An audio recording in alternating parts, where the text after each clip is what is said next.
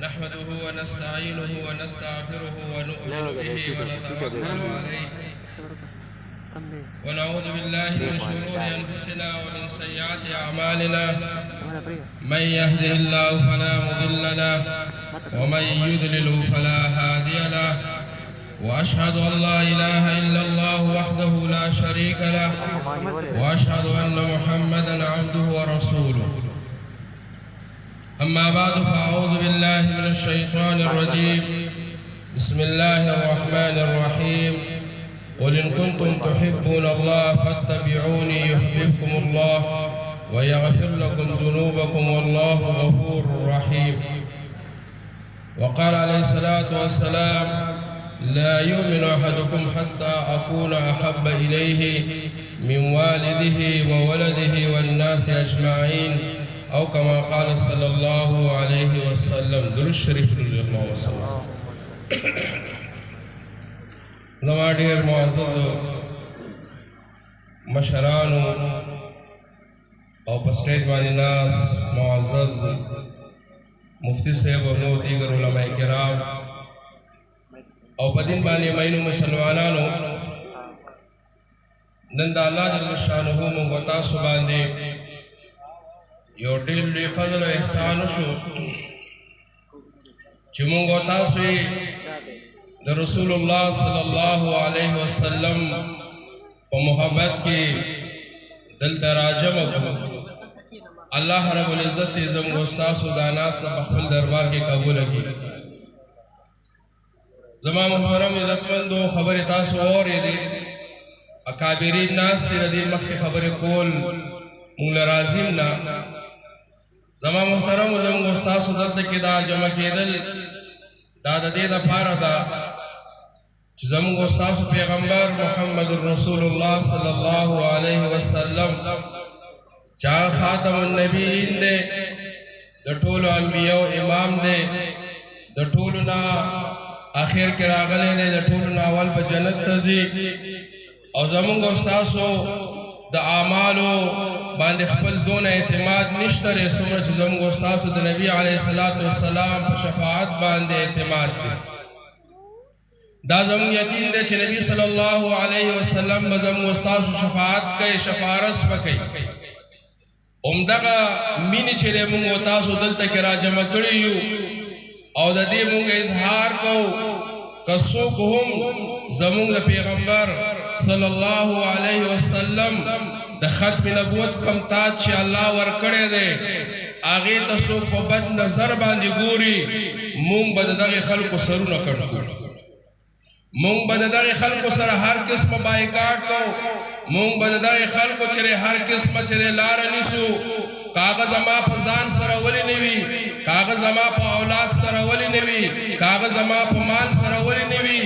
زه به د خپل ځان پروا نه کوم، د خپل اولاد پروا به نه کوم، د خپل مال پروا به نه کوم. زه به د محمد رسول الله صلی الله علیه وسلم دغه تاج کوم چې الله جل شانه نبی علیه الصلاۃ والسلام ته د ختم نبوت ورکړی دی، د هغې د حفاظت دپاره به زه هر وخت تیار یم. زما محترمو، اکثر خلک دا وایي چې د قادیانانو سره دومره ولې په بایکاټ باندې زور ورکوئ، د دوی پسې تاسو ډېر ولې لګیایئ. زما محترم مولانا یوسف رضواني رحمت الله علیه یو ډېر ښایسته مثال ورکړی دی چې د قادیانې چې دا ډېر لوی دجال دی، مکر او فریب چې دا ډېر زیات دی، هغې یو مثال سره یو مثال یې ورکړی دی چې قادیانې دی د اسلام په نوم باندې بېدیني خوښوي. یو سړی دی هغه بېدیني خورئ، لیکن هغه د بېدینۍ په نوم باندې خورئ. د ده نه ځان بچ کول چې ځان ساتل آسان دي، لیکن یو سړی دی چې هغه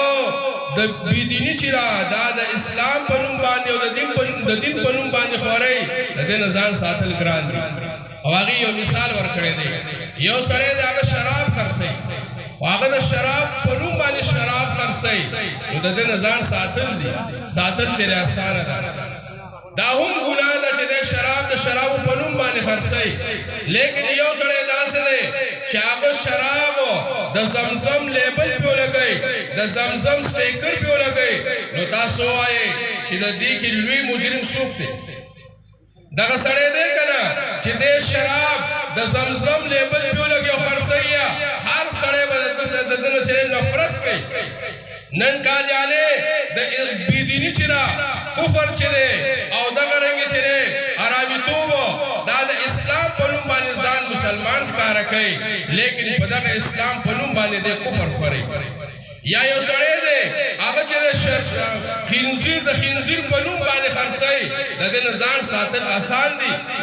لیکن یو سړی دی هغه خنزیر باندې د ګډ لیبل ولګوي د ګډ سټیکر پې ولګوي د دې نه ځان ساتل اسان مشکله ده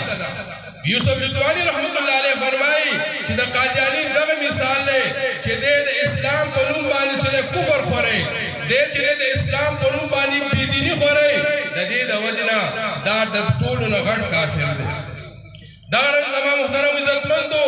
یو عالم ډېره ښایسته خبره کړې ده وی خاتم النبیین معنی څه ده او پیغمبر چاته وي یو خو هغه علماو معنی کړي دي خو د عامو خلکو دپاره یو زمیندار په دې خبره باندې پوهېدی شي هر سړی په دې خبره باندې پوهېدی شي آسان مثال یې ورکړی دی وی خاتم النبیین هغه ته وایي کوم چې د آدم علیه السلام نه واله تر عیسی علیه السلام پورې د چا د هغه په امامت کې موس کړی دی هغه ته خاتم النبیین سونه انبیاء علیه السلام چې دي هغوی د محمد رسول الله صلی الله علیه وسلم په امامت کې موس کړی دی آیا په دغه خلکو کې مرزا غلام قادیانی و مرزا غلام قادیانی پکې و نه و پکې دغه رنګې پیغمبر چاته وایي پیغمبر نبی هغه ته یو پیغمبر هغه ته وایي چا چې د محمد رسول الله صلی الله علیه وسلم اقتدا کړې ده د نبی علیه السلام د معراج په شپه باندې د نبی علیه السلام پسې چې دی د هغه امامت قبول کړی دی د هغه مقتدیتوب یې کړی دی دغه کس ته پیغمبر ویلی شي او نبي ویلی شي آیا په دغې خلکو کې مرزا غلام قادیانی و نه و پکې زما محترمو دې دپاره زما عزتمندو مشرانو په موږ او تاسو باندې دا لازمي ده چې دا مسله موږ ډېره اهمه والو دا مسله معمولی مسله نه ده څنګه چې زما نه مخکې علماء کرامو فرمایل بل زما محترمو آخري خبره ګوره لا اله الا الله دوه جزونه دي یو لا اله الا الله معنی دا چې د الله نه علاوه څوک د عبادت لایق نشته الله یو دی او د الله سره هیڅوک شریک نشته دغه رنګې د محمد رسول الله چې دی د هغې هم موجود دي محمد رسول الله لا نبي بعده محمد صلی الله علیه وسلم د الله پیغمبر دی او د نبي علیه السلام نه پس بل نوی پیغمبر بل راځي اوس کس یو سړی دی هغه وایي زه الله یو منم خو د الله سره شریک جوړوي دا مسلمان کیدی شي الله یو مني الله مني خو د الله سره شریک مني دا مسلمان کیدی شي نشي کېدی څنګه چې الله یو مني دغه رنګې الله سره به څوک شریک هم نه جوړي څنګه چې الله مني دغه رنګې الله سره به څوک شریک نه جوړي دغه رنګې د کلمې د دویم جز معنا او مقصد هم دی چې محمد صلی الله علیه وسلم به پیغمبر هم مني او دا به هم مني چې محمد صلی الله علیه وسلم نه پس بل نوی پیغمبر به ناراضي ځکه قادیانان خو هم پیغمبر منو په دې رنګ روډ باندې چې یو قادیانی په یو مصرخانه کې چا راته ویل دلته قادیانی دی زه وله ورغم ما ورته دلته قادیانی ویل زه خو قرآن هم ویم زه خو مونځ هم کوم زه خو تلاوت هم کوم زه دام کوم نو ما ورته دلته د میرزا غلام قادیانی باره کې څه ویل ما ته ویل بس زه ویم چې یو ولي او مجدد ما ورته ویل دغه خو ستا کفر دی چې دومره لوی کافر ته چې ته ولي او مجدد وې همدغه ستا کفر دی زما محترم عزتمندو دغې خلکو سره بایکاټ الحمدلله د دې بایکاټ د وجې نه زموږ مشران وایي که د دې سره بایکاټ دی د دې لپاره چې دې اسلام ته راشي دې دین ته راشي او الحمدلله زه تاسو ته یو خوشخبري اورم چې د دې بایکاټ د وجې نه الحمدلله د سبا پیر ورځ باندې چې دی په شیخ محمدو کې تقریبا 12 قادیانان چې الحمدلله مسلمانېږي مفتی صاحب چې هم هم راځي، نور علما به هم راځي. سبا د ماسپښین نه پس انشاءالله هلته کې لس 12 قادیانان چې د شیخ محمد اوسېدونکي وو، مختلف ځایونو اوسېدونکي وو، الحمدلله د دې ختم نبوت عالمي مسجد تحفظ ختم نبوت په وجه باندې، د دې د محنت په وجه باندې او د دې عوامو د بایکاټ په وجه باندې الحمدلله د قادیانانو دایره تنګه شوه او دې ته مجبوره شو چې الحمدلله هغوی چې د اسلام ته روړلو ته چې تیار شو. الله رب العزت زموږ او ستاسو دا ناسته دا راجمع کېدل د خپل دین د محنت دپاره د خپل دین د اشاعت دپاره قبول او منظور کړي. واخر دعوانا ان الحمدلله رب العالمین.